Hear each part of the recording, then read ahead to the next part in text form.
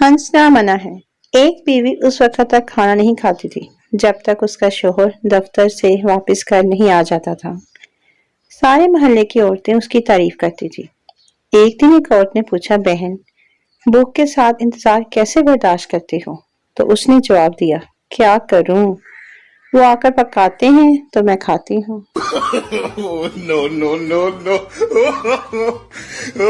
Joke: Pathan چرس پیتے ہوئے بیوی سے، تم کون ہو؟ بیوی نے کہا، پاگل ہو گئے ہو کیا، اپنی بیوی کو ہی بھول گئے ہو؟ پٹھان نے جواب دیا، نشہ ہر غم بلا دیتا ہے باجی۔ ہنسنا منع ہے۔ ایک عورت اپنی سہیلی کو ملنے گئی جنہوں نے نیا نیا گھر شفٹ کیا تھا۔ دوران ملاقات پوچھا، کیسے لگا نیا گھر؟ میزبان خاتون بولی، ویسے تو بہت اچھا ہے مگر میں سامنے والے ہمسایوں کی وجہ سے بہت پریشان ہوں۔ مہمان خاتون نے پوچھا، وہ کیوں؟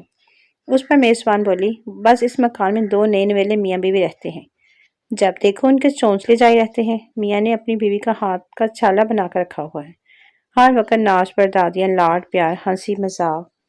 مہمان بولی، یار اس طرح میاں بیوی کو سب کے سامنے تو نہیں کرنا چاہیے۔ اتنا کہہ کر مہمان خاتون نے کھڑکی کھول کے پڑوسیوں کا گھر جھانکنا چاہا تو میزبان خاتون بولی، کھڑکی سے نہیں نظر آئے گا، یہ ٹیبل دیوار کے ساتھ لگاؤ، اس پر سٹول رکھ کے روشن دان سے دیکھو، روشن دان سے۔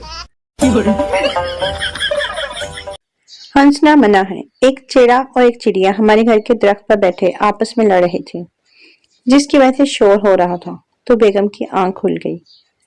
میں پراٹھا بنا کر بچوں کو کھلا رہا تھا تو بیگم کہنے لگی، یہ چڑیا کیوں لڑ رہی ہے؟ شور ہو رہا ہے، میں نے کہا۔ اس کی بیگم بھی سردی میں آرام کر رہی تھی۔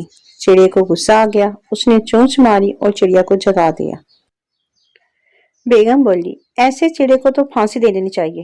میں نے ہاں میں ہاں ملائی اور دوسرا پراٹھا تیار کرنے لگا۔ جوک: فقیر، اللہ کے نام پر کچھ دے دو، آدمی ٹماٹر کھاؤ۔ فقیر، کھانا ہی دے دو، آدمی ٹماٹر کھاؤ۔ فقیر، اچھا روٹی ہی دے دو، آدمی ٹماٹر کھاؤ۔ فقیر، آخر ٹماٹر ہی کیوں کھاؤں؟ آدمی کی بیوی بولی، یہ تو توتلا ہے، کہہ رہا ہے کما کر کھاؤ۔ فقیر، لکھ دی لعنت ہوئے تیرے ٹماٹر تے۔